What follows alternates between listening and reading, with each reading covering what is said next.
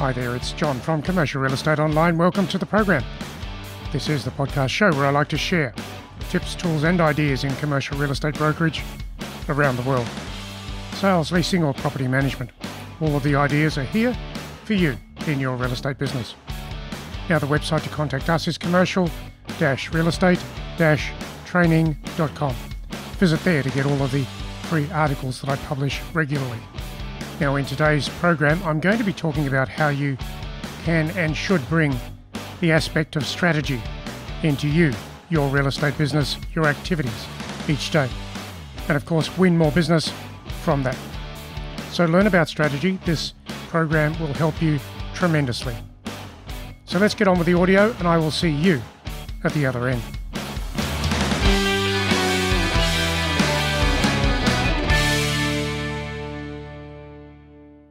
So here's an idea for you to help you tap into more people as a broker, an agent in your location.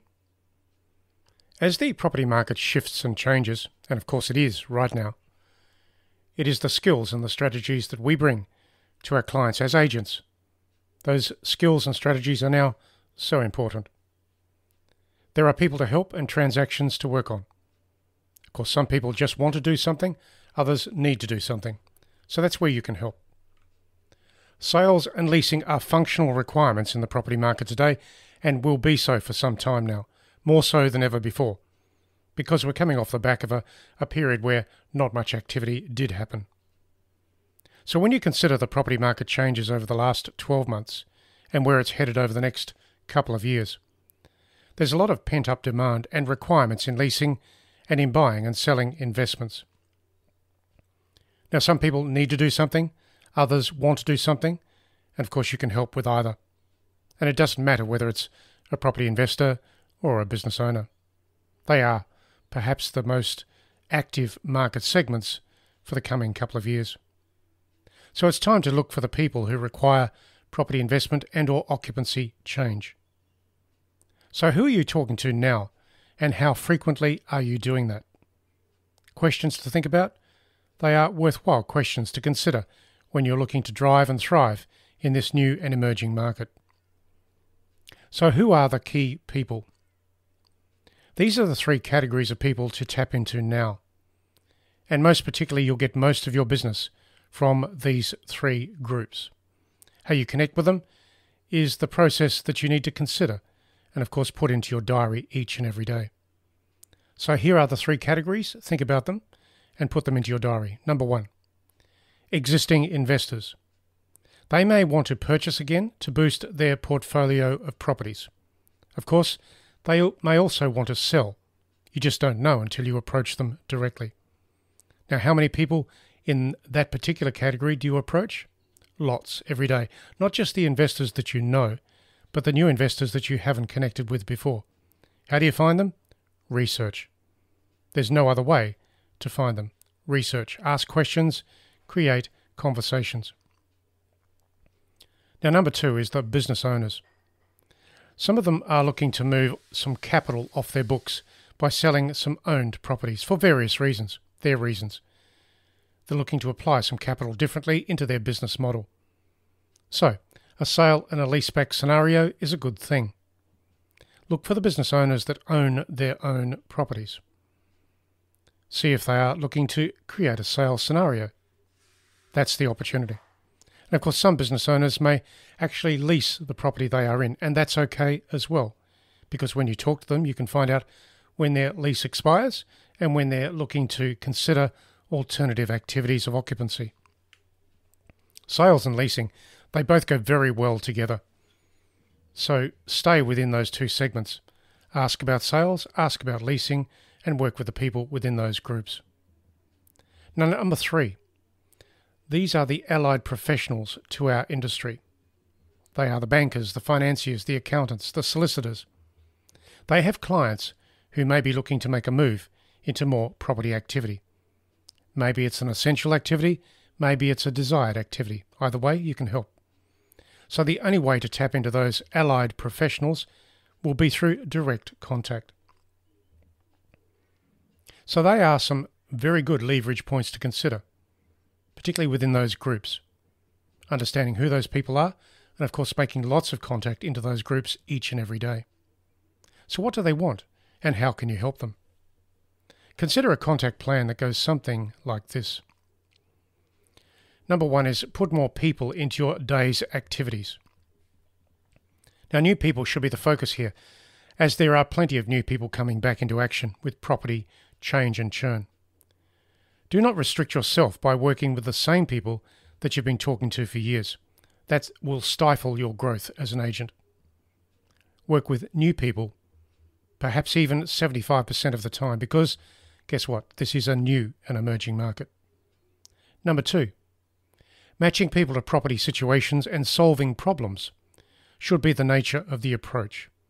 A simple question around leasing, investment, occupancy. That involves seeing the next need or the change in property situations and use.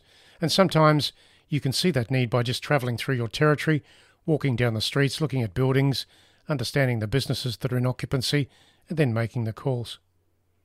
At other times it involves doing some research into the property a bit more and or the business. Now, number three is about being the solution that people need in this market. Now, that requires you to get in front of people, or at least create conversations before they need you. Now, lots of people, of course, won't want to do anything, and that's just okay. But you won't find those 2 or 3 in every 50 people that you talk to that need help right now. That's right, I said 2 or 3 people in every 50. That's about the average. So that means you've got to talk to 50 people to find 2.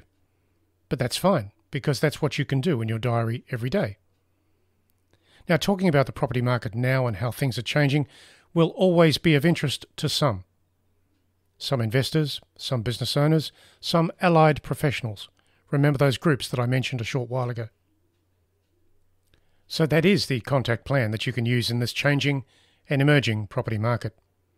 Your prospecting activity now should include lots of conversations daily. And how do you do that? Well, it's simply the telephone. So easy. A lot of agents don't use the telephone enough. So, take on the skill, take on the practice, develop those telephone conversations, a lot of them, to talk about things in simple and direct ways. Now, you don't have to practice too much with that. To get a telephone conversation underway, you probably just need 2 or 3 sentences that you are comfortable with. They are the sentences that start the conversation. Beyond that, everything is natural. So don't rely on scripted conversations that are too lengthy and long, because they are not conversational. Just concentrate on 2 or 3 sentences at the beginning of a conversation that's easy for you to put out there when you talk to someone for the first time. Simple sentences, 2 or 3 of them, that's it. Beyond that point, it just becomes a conversation. Questions and discussions lead to information, and that information can be tracked in a simple database process. Now let's talk about your contact cycles. The cycle of commercial real estate, and particularly investment, is quite long, and therefore ongoing contact is required to reach people when they get to the next property change or churn activity, the next decision. The critical point for you to remember here in this property market is that your strategies and services are valuable to the people that you serve or could serve. So your contact list and all of the people in it are opportunities in waiting for you to create those conversations and connections in an ongoing way. So the ideal contact cycle is about once every 90 days. And then, of course, if you can read into that last discussion some sort of change and churn coming up, then you'll contact that person once every 60 or 30 days. Being there at the right time is a skill. That's where making the right calls at the right time will allow you to find those people to connect with into the future. And every conversation that you make may not necessarily be a meeting, and that is just okay. So move ahead in this property market with more discussions and more meetings. The face-to-face value in what we do every day as agents are just so important. Forget about social media and all the hype around that. Sure, it's out there, and it works for some. But it doesn't really work comprehensively and deeply in commercial real estate. It's there, but it's only a B-class contact cycle. If you're really wanting to drive your business forward, work on the A-class activities. So what are they? In one word, it's conversations. That'll be the telephone and in meetings. If you focus your business, your activities every day around conversations and meetings, you'll find more business faster than your colleagues that are spending hours on social media. Remember the A-class contact cycle, the skills within that? Keep it at the top of mind when it comes to your daily activities. The A-class is telephone conversations, and it's also meetings. Put your social media into the B-class box. Use it whenever you feel like it, but don't rely on it. If you're looking to thrive, grow, and really survive at a higher level as a top agent in your location, then you've got to get those conversations going. Conversations will help you thrive. I've said that, I've said it again. Create those conversations and create meetings. Do that frequently and your business will thrive. So who do you create those conversations with? Remember the 3 groups that I mentioned earlier. Number 1, existing investors. Number 2, business owners. Number 3, allied professionals. There you go, that's the plan. That is how you become a commercial real estate strategist. Go out there and drive your business forward strongly and comprehensively. And so that was the program for today. The object word was strategy, to help you think about how you can bring strategy into your real estate business, because that's what this market is all about. Becoming better at your own personal strategy of connecting with people, providing services and closing on deals. So think about what I've shared here with you, those ideas that can take your business forward. Don't forget to visit our website at commercial-real-estate-training.com, and you can get this article and others at the website, and of course subscribe to get the other tips, tools and ideas that I release frequently. So thanks for listening to the program today, and I'll catch you again very soon online with another commercial real estate idea and strategy for you to use. Catch you soon.